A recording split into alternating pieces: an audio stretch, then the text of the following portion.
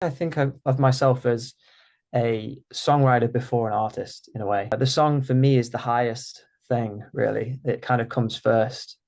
I think when you're making art, you have a responsibility to kind of make the art the best it can be, or the best that you can do at that time.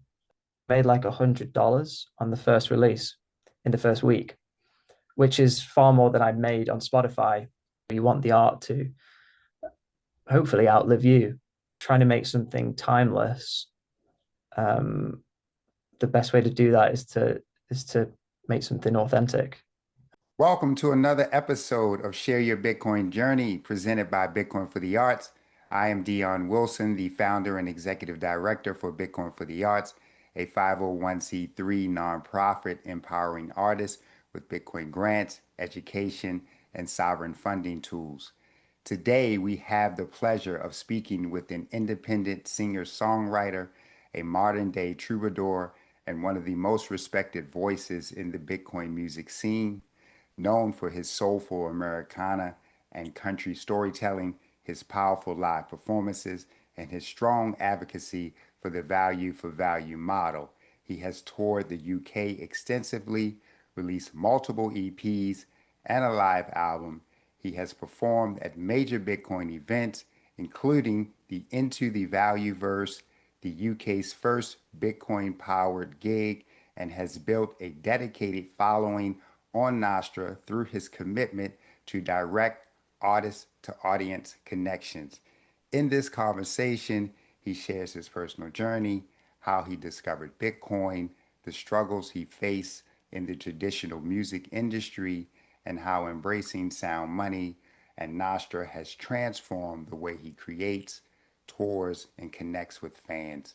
His story is honest, inspiring, and full of practical wisdom for any artist looking to break free of the broken fiat system.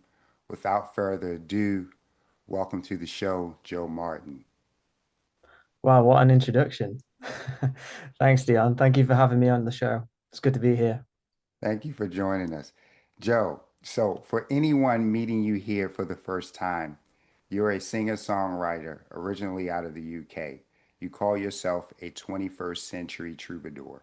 You just released an album called Alone in Valentine that's getting some genuinely warm reviews. You sell merch for stats. That's already a distinct picture. Where does the story actually start for you? When did you first know you were going to spend your life writing songs? Well, my musical journey started at the age of 5 or 6 when I sat down at the piano, started playing piano, having singing lessons, piano lessons, doing classical music really. And it was in my teenage years that I picked up a guitar. My dad writes songs as well, and I grew up listening to him play his own songs around the house. And he showed me a few chords, and that was enough to set me going. And later on in my teenage years, then I started writing once I'd had sort of enough life experience. Um, and yeah, I've been kind of doing country Americana stuff for the past decade, touring around, and been out to Nashville a handful of times, which has led to some great experiences and meeting some great people. And yeah, and then kind of stumbled into the value for value space, I guess 3 years ago when it was all pretty new. I mean, it's still very new, but yeah, and just kind of wanted to pull on that string and see uh, like where this technology can take things and explore it and just try and advocate for it. So that's it in a nutshell, really. Okay. The phrase 21st century troubadour is doing a lot of work on your profile. Troubadours were medieval poet musicians traveling court to court, like independent operators beholden to no label. They were paid by patrons who valued the song itself. You've put yourself in that lineage on purpose. Tell us what that identity means and why you chose those exact words. Well, firstly, it's a cool phrase, 21st century troubadour. Uh, I don't know. I've always thought of myself as a troubadour. I'm just traveling around playing shows to anyone that's wanting to listen. And yeah, I'm fully independent, doing everything off my own back. And the 21st century part is just kind of like um, putting that modern twist on it, with the focus that I'm putting on this new technology in a way to publish music. So I just think it's just a nice merge of like a brand new thing and a kind of, like you say, a very old concept that's gone back hundreds of years with people that would be traveling around playing, and Hmm. maybe getting patronage as well for their work. Um, so I just thought that was like a nice image that summed up what I do quite well. So Your bio says simply, it's all about the song. In a music industry built around branding, image, social platform optimization, and algorithmic exposure, that's almost a counterculture statement. What does it's all about the song actually mean in practice when you sit down to write? well, I think of myself as a songwriter before an artist in a way. Um, and when I write a song, I write a song that can stand on its own, really, regardless of who's singing it. I think that's really important to try and strive for, a piece of work that speaks for itself. And I think any artist should strive for that, whether you're a painter, a sculptor, whatever you do, try and create something that's objectively as well beautiful, or inspiring. So the song for me is the highest thing, really. It kind of comes first. Um, Whenever I'm recording something, every decision that I make has to serve the song. It has to make the song better. And every decision I make is about that. Um, and in my live performances as well, I set up the song with a story. I try and give people some background, give them some more context, so that because on a first listen, a lot of the time people they go to a melody first. They listen for the melody rather than the lyrics. And my songs are very lyric focused. So I try and give them a bit of context so that the lyrics are digested that little bit easier and that the lyric hits a little better on the first listen. But yeah, I love the pursuit of trying to write a better song constantly and trying to strive for perfection, even though we can never reach perfection. But um, I think about a song as I try my best to be efficient with words and that I've reached the best version of the song when not that there's anything more to add, but when there's nothing left to take away. I like that idea a lot. So that's what I try and do with my writing, that there's no words wasted and being able to paint a picture of like a movie, a 3 hour movie in a 3 minute song, which can be done. It's very difficult, but that's what I strive for in my songwriting. So I guess that's what I mean by that statement. I think that's very powerful. I mean, when you think about as from a listener standpoint, when you think about music, a lot of times what people are drawn into may be simply the melody. And for you as an artist, your words are really important. And it's important for you to take the time to really focus on your lyrics more so than the melody. I think that's an interesting perspective to take. That really goes to show how passionate you are about what you are actually putting out. The Isles of Yeah, yeah. sorry. The Isles of Man is a fascinating place to be based as a songwriter. You wanted out of the UK. Why did you choose a small island in the Irish Sea with 85,000 people, its own folk music tradition, geographically and culturally distinct from both Britain and Ireland? How did you end up there? Well, I wanted a change of scene from the UK. Um, Anyone that's kind of paying attention will know that the UK is kind of going through a strange period right now. Um, and I just wanted a change of scene, really.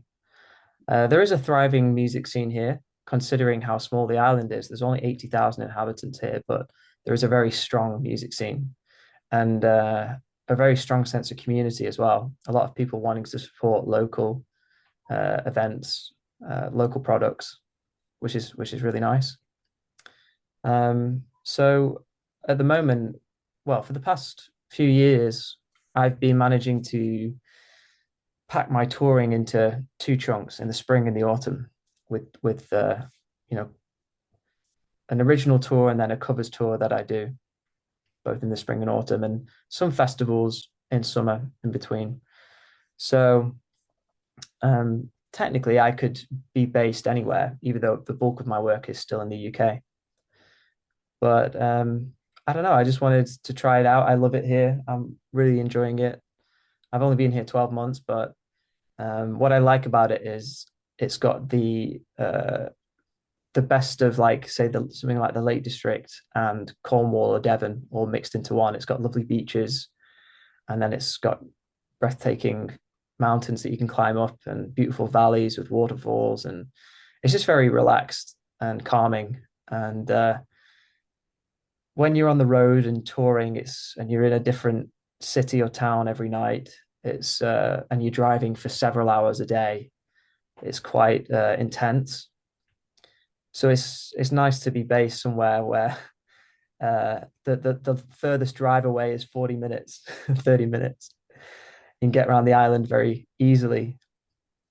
And yeah, it's just got a really nice vibe. So I don't know if I'll be here forever, but for now at least, I'm enjoying it a lot. You sell merch for stats. You're active on Nostra. You're a part of the value for value music movement. How did you first encounter Bitcoin, and when did it cross from interesting tech idea to this is going to be how I do my work as an artist? Um, when did it? Well, I think I'm not fully in the value for value space exclusively. I'm still doing what I did Hmm. and also doing this new way of doing things. Uh, but I think from day one, when I just saw it actually worked, I basically uploaded the first song I released on RSS as a podcast for uh, to listen to it and send some sats. And I think I made like $100 on the first release in the first week, which is far more than I'd made on Spotify Hmm. uh, before that, because you need to rack up tens of thousands of streams to make that money. So um, when I saw it work, it kind of clicked, and I thought, right, well, um, your mind starts racing. You think, well, if this blew up and thousands, hundreds of thousands of people using this, and they could zap you, $1 or 50 cents each, be really meaningful.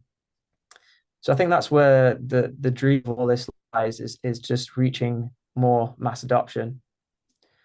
But I think for it to click for people, they just need to see it, and they need to experience their first zap, whether on Nostr or whether that's podcasting 2.0. And you can talk about it all day to people. I found you can explain the pros and the cons. You can, try and convince people. I mean, I imagine it will be getting easier as time goes on, because people are getting more and more fed up with the traditional streaming platforms that are treating artists unfairly. But um, I think the best way is to sort of show people and just let them experience. I think we need to win on just the user experience working seamlessly for people, rather than trying to debate on the merits of the technology. I think maybe a lot of people A lot of artists are just busy day to day. They've got so much on their mind. They don't really have time to dig into how stuff works. They need it to work. So we're nearly there. It's definitely getting easier to use. I'm a little bit despondent. Like I thought there would be more people using it by now, but I think it's a catch 22 where the artists maybe don't come over because there's no listeners. There's not as many people on these platforms or Nostr like listening. They just want to be where the listeners are and the fans are. But then the fans won't come over till the artist's there. So there's just this chicken and egg catch 22 that I think somehow needs to be broken. Um, and I don't know what that catalyst will be. I think maybe some bigger names talking about it from the traditional music world that hear about it um, and that get it and start advocating for it. But I just don't know how to get that message to people. I've emailed people.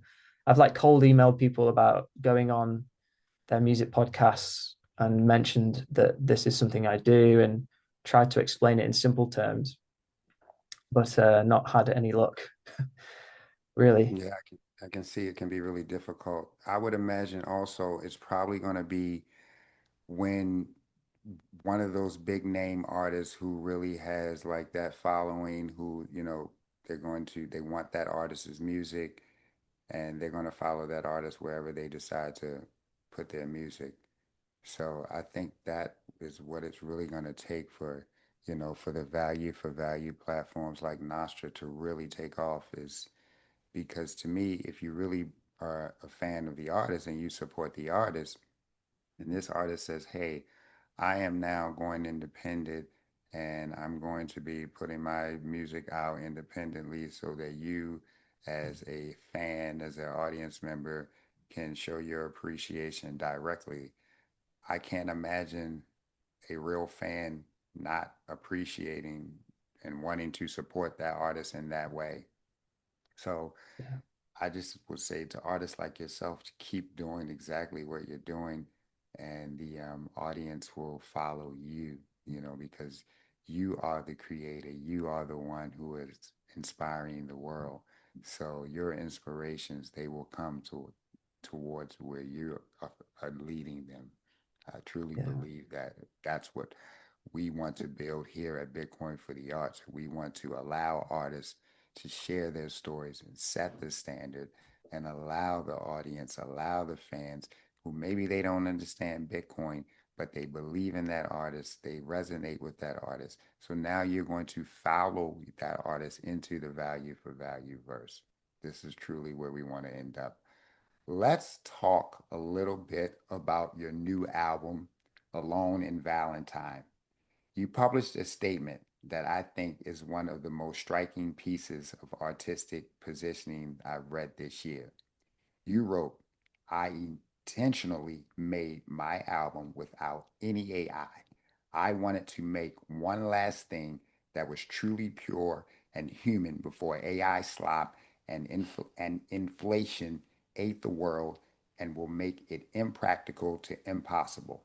That meant me traveling halfway around the world and spending most of my savings on making something I could truly say I was proud of.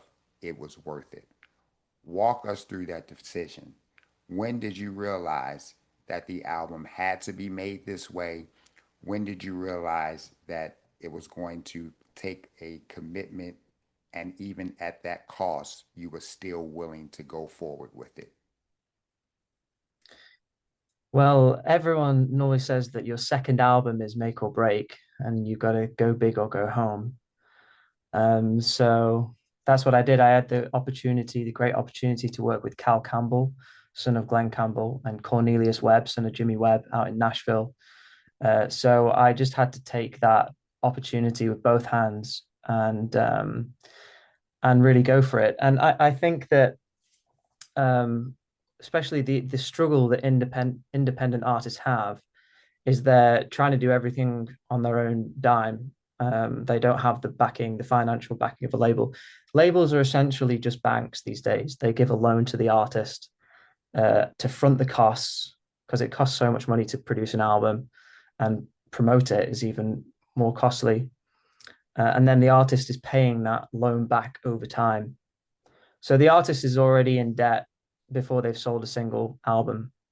And it's getting harder with the fact that it's just gone to streaming, and no one really buys records anymore. So that's made it even more difficult. But um, the quality of art in general is correlated to the affordability of things, I think. It's just getting more and more expensive to create the same quality of album. If you want the same studio time as 10 years ago with the same quality of musicians, um, and you're producing the same amount of vinyl records, it just costs so much more.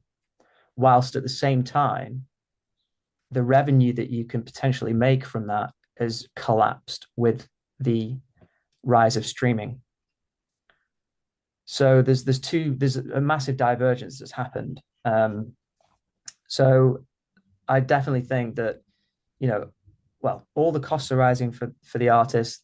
They're struggling with the revenue side of things. They're trying to make it up with doing more live gigs, which at a grassroots level again are struggling because the smaller venues are struggling to keep their doors open. So it's a very interesting, a very tough time for independent artists worldwide, and I just think it's going to get worse. I don't think it's going to get any better. I know that's a really black pill thing to say, but the costs are going to keep going up, as we know, with the debasement of all currencies. It's going to get more expensive, and to sort of pick up the slack to try and create things on a budget, people are going to have to use more AI and maybe try and just produce more in their bedroom rather than traveling to a nice studio or whatever, and maybe not do physical merch and just do a digital release. So yeah, I just thought, um, well, I'm only intending to produce an album every 2 to 3 years because realistically, I'd like to produce more than that, but cost wise, it's just it's really difficult to be producing more than that as an independent artist because of the costs involved. So looking, another 3 years down the line, it's I don't know. I'll probably have to do something on more of a budget, I imagine. So this was really sort of going all out on this album, and just making a point to do everything authentically, to try and do everything in a kind of more old school way. I could have easily like done the artwork locally to me or used AI for it, or whatever. I mean, AI is that good now. People might not have been able to tell even, but I wanted to have the story of going to the town that the album is about. Well, the title of the album, Alone in Valentine. Um, the song references a town, Valentine, in West Texas. So the guy I wrote the song with, Steve, he's very old school as well. He's been making films since the 80s, and we both went out there together to shoot the artwork and the video and stuff like that. So um, yeah, I just wanted to do it properly, and I knew it was going to cost a lot more. But I think when you're making art, you have a responsibility to kind of make the art the best it can be, or the best that you can do at that time, because it has to stand the test of time. You want the art to hopefully outlive you. And I guess trying to make something timeless, the best way to do that is to make something authentic and real. So that's kind of what I meant by that. It was a little bit provocative, but I just think the reality we're going into with the cost of things, and I just think AI is going to make up more of a portion of people's workflow, even if it's not like the artwork that you see or maybe parts of the song.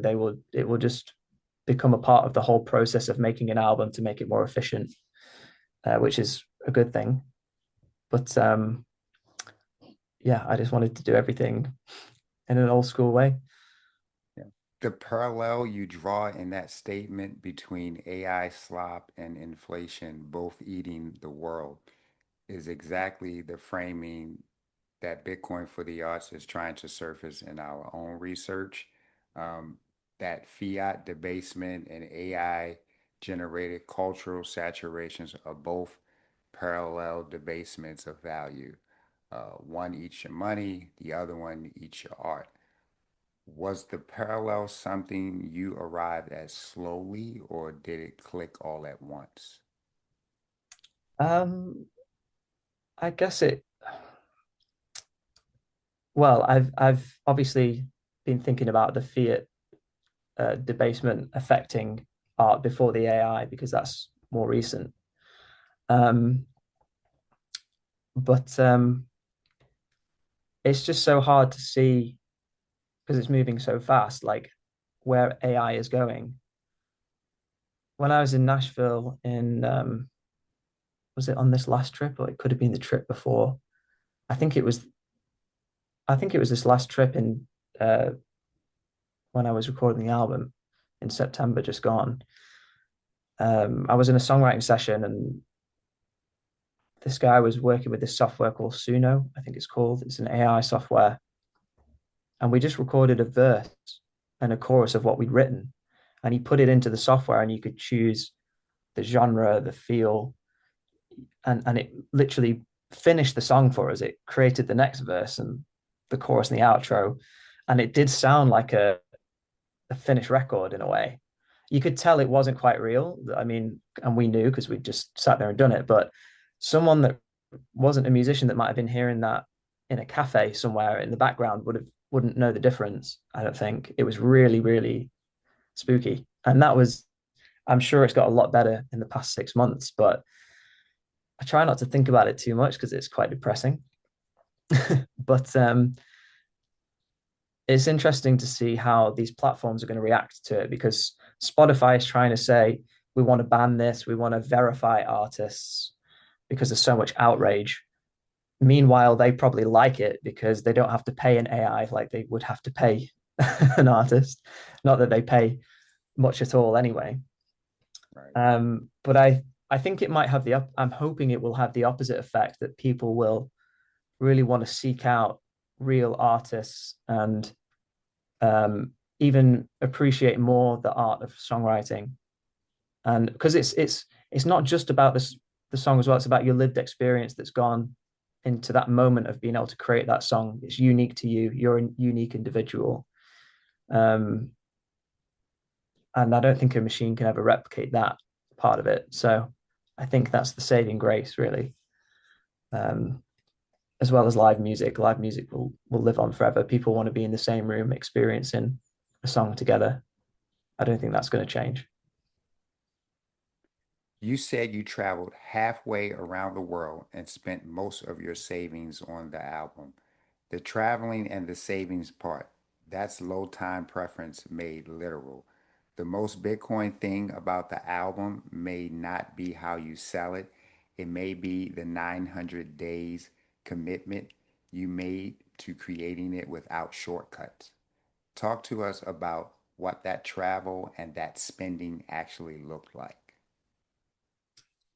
Well, when you're undertaking an album, um, a lot of planning and foresight has to go into it.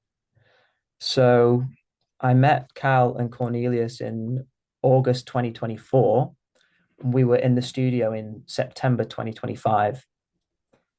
But I was thinking about the album 6 months even prior to that. So you could say that from the conception, from me starting to think about the album to me recording it, and I released it in April this year. So it was nearly a 2 year process from start to finish.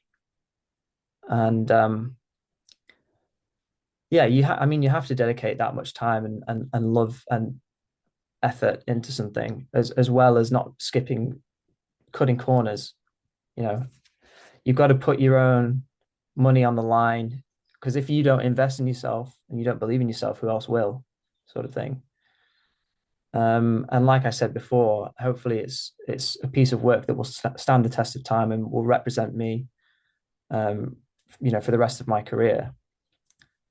And with the value for value thing, people can still be sending sats to the app for the album in 10 years time, 20 years time.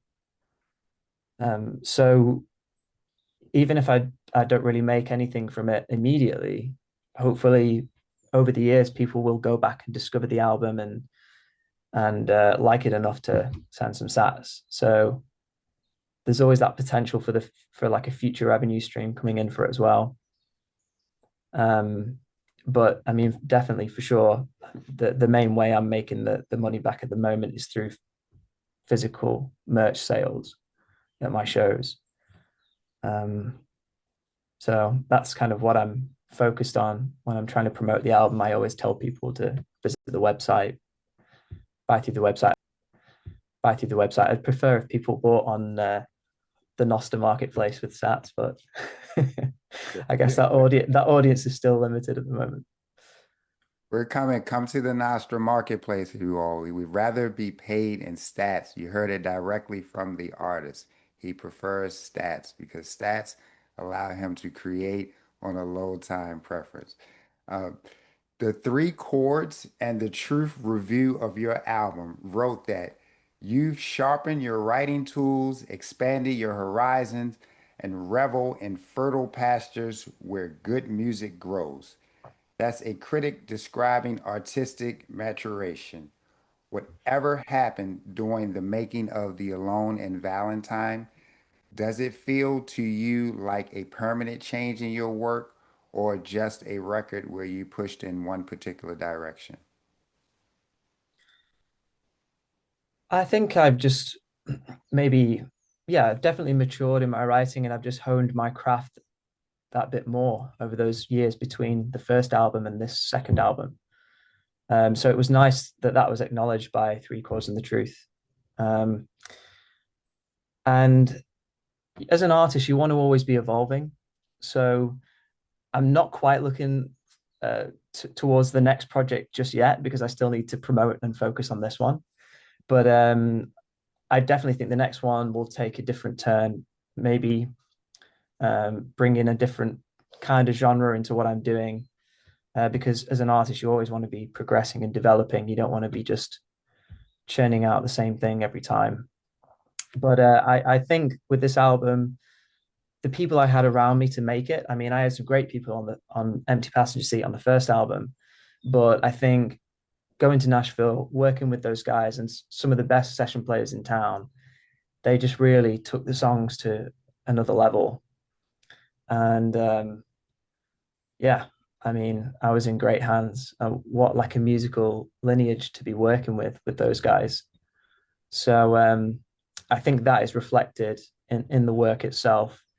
Uh, I like to think the songs stand on their own, and because I mean, I have to perform them with just me and my acoustic guitar.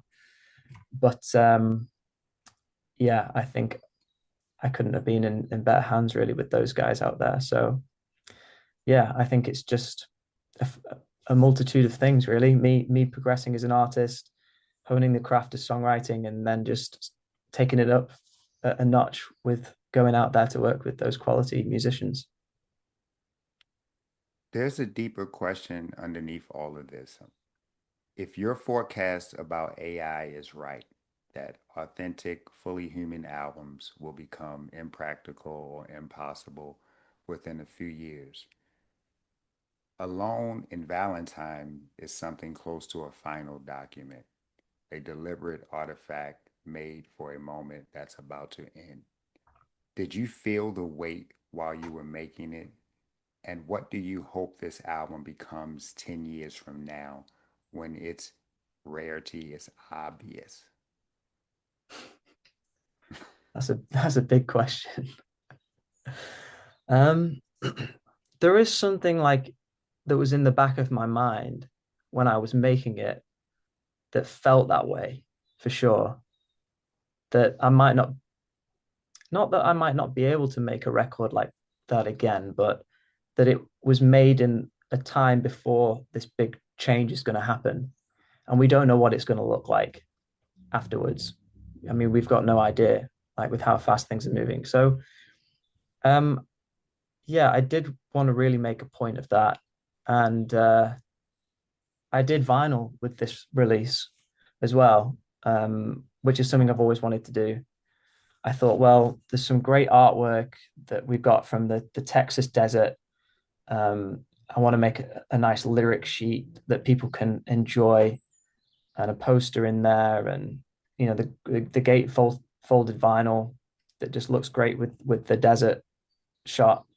Um, and that's kind of appealing to that tactile, physical thing again, that I wanted people to have this record and be able to hold it in their hands and really enjoy everything that was poured into it, and appreciate it in physical form.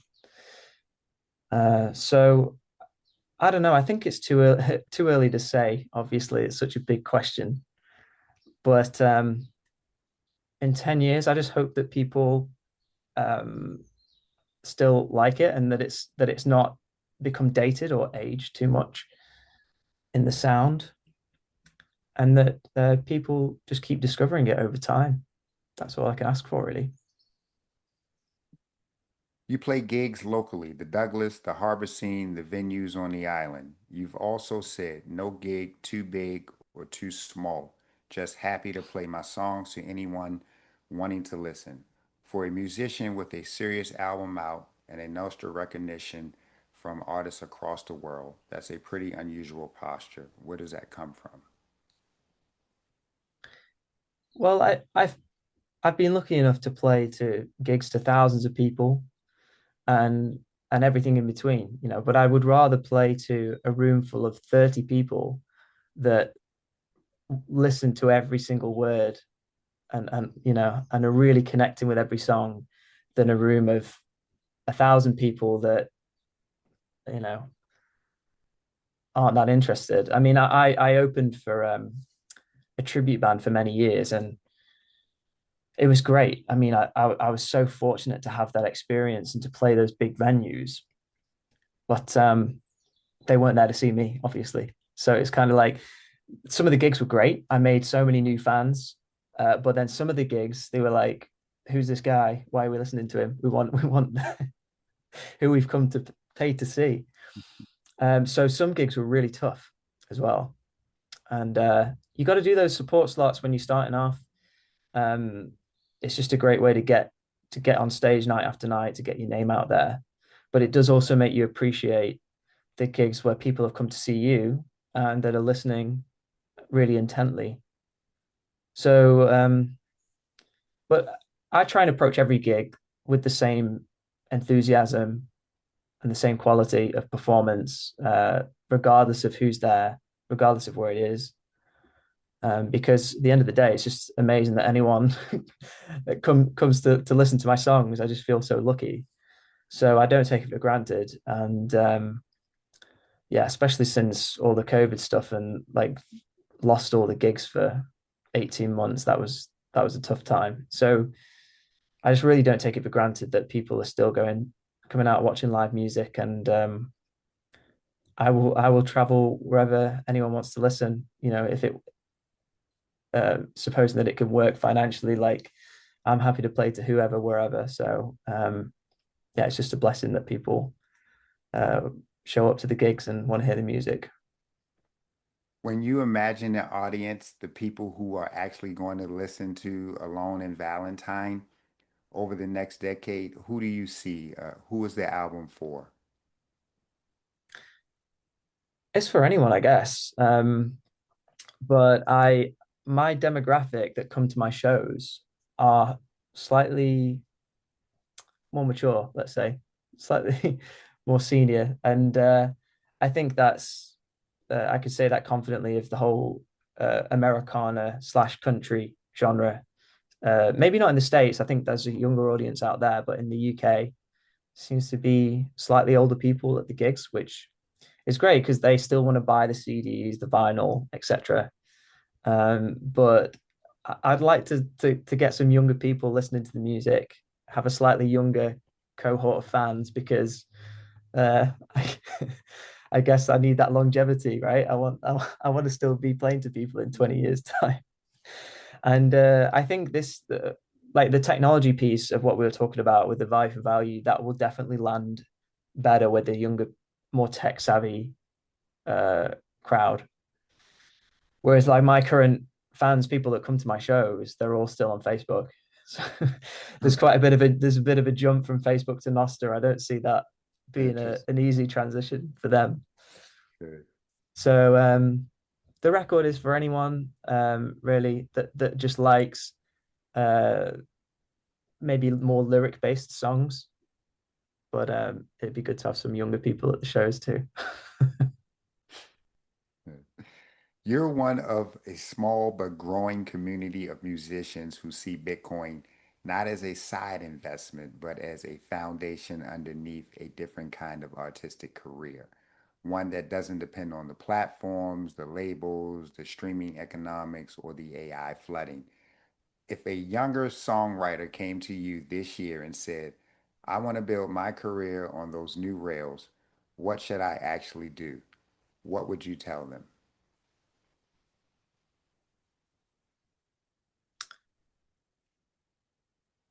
I would say I'd say get on Nostr first. I'd say create a Nostr identity that has a wallet like Primal, for instance, and then to start uploading their music both to RSS and Nostr Music. Um, just make their music as available as possible and make it as easy as possible for people to send sats to you. And I think we're in the mess that we're in with the streaming platforms because of the gatekeeping that's been around payments and the issue with payments online. They need to be aggregated in a central, you know, database or like Spotify. It's like the bank of Spotify. The money's just going in and then they divvy it up themselves with how many streams relate to which artist. But this completely shatters that paradigm because there is no one in the middle. So you can have money sent to you from whoever's listening in that moment.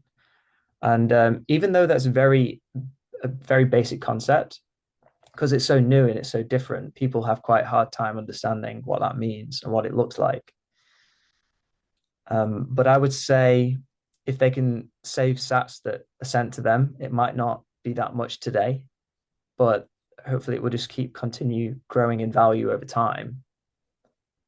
And it will hopefully give them a lower time preference, make them think more about the future and what and the art that they're creating. Because where artists now just feel like there's such fear that they're missing out or fear that they should be just constantly producing content, whether it's TikTok dances or Instagram reels, like every day, just constantly just creating more Mhm. quote content. I hate Like that. the inflation value, they have to I constantly keep yeah, producing.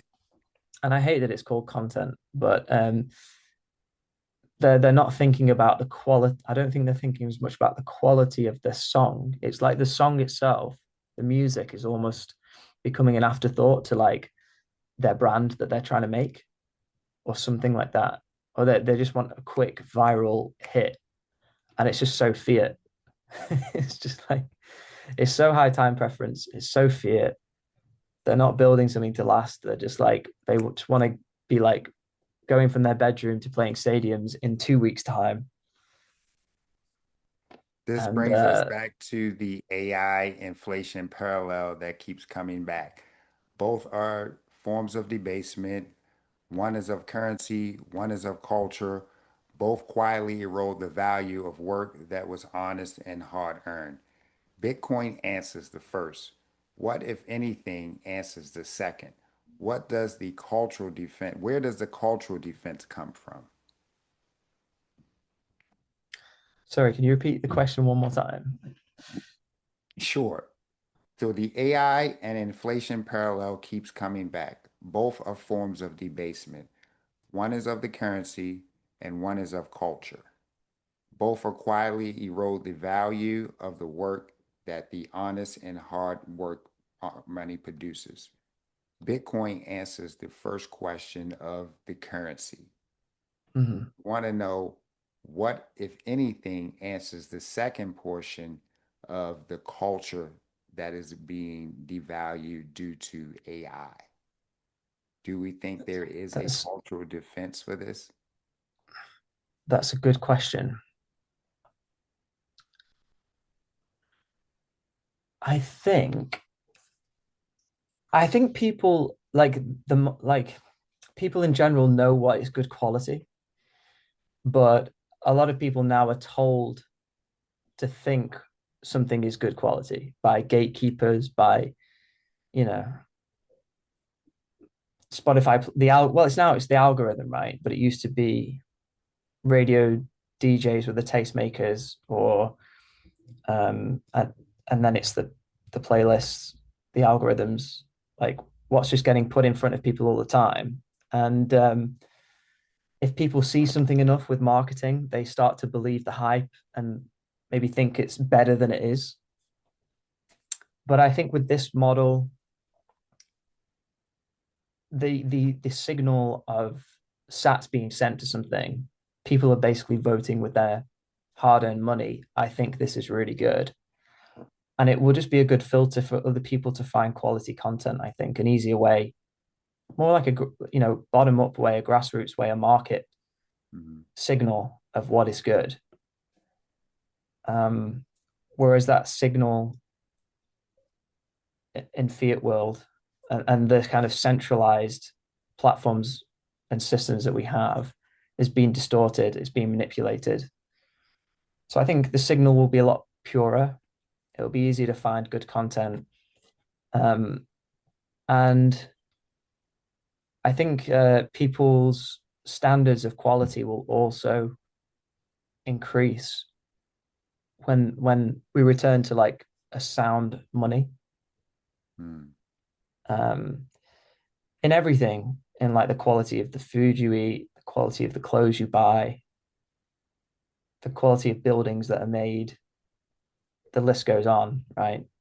Because Right. if the money is very scarce, you want something of real quality if you're going to part with that money, right? And then the inverse is true for fiat.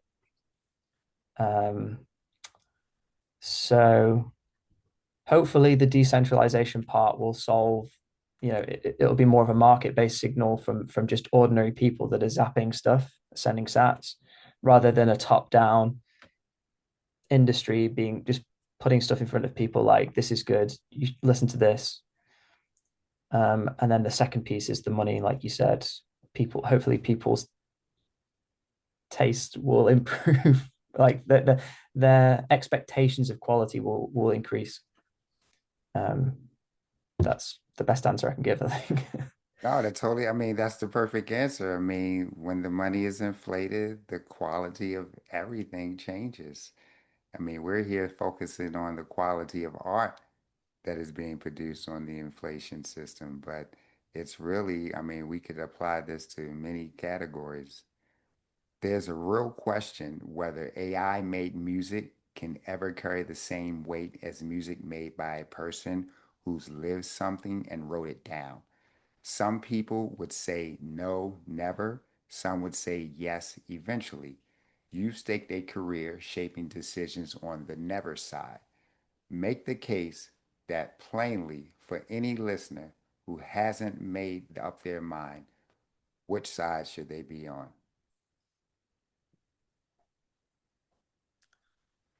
This is such an existential question, because what you're trying to ask is like, can machines ever be conscious? Or I don't think so. No, I think it'll get close, but there'll always be that part that's just it can't have it's never lived an experience. So it's writing is a very sort of mysterious thing, because in a way your rational part of your mind is formulating the structure and the order of the lyrics and like what makes sense logically, but the actual spark of inspiration itself for a melody or an idea, it it comes from like the subconscious, I think. And there's just so many unknowns about how that works. So um, I don't know. I'm in the never camp, but Hmm. who knows? Like there's a lot of people that think artificial general intelligence will be reached. So if that happens, then maybe. But I don't know. Even if it was, I still think that people will want to hear a song written by a human. Like I think it's different for you don't care if like the glass is like or a chair is made by a human or a robot maybe. But when it comes to art, like surely I would. I mean, I can't speak for other people, but I know I I think I'm don't. with you in that fact. As we have more and more AI content being produced, I think the value of authentic human creations go up because we will be inflated away with the AI content. So the Yeah. human It'll content, become it'll become so abundant that it'll become meaningless in a way. And it'll be like everyone can be a great artist because they have access to the AI, but then that'll yeah maybe elevate people that have spent decades at their craft writing songs or playing the guitar or whatever. I think it'll just highlight that even more because you can't. I mean, it's proof of work, isn't it? That how much time you've put into your craft, no matter what you do. Um, so I think you're right there. what's next for you in the back half of 2026 and into 2027? Are you touring the Alone in Valentine, writing the follow-up, more gigs around the Bitcoin Nostr conference circuits? Where are you pointed?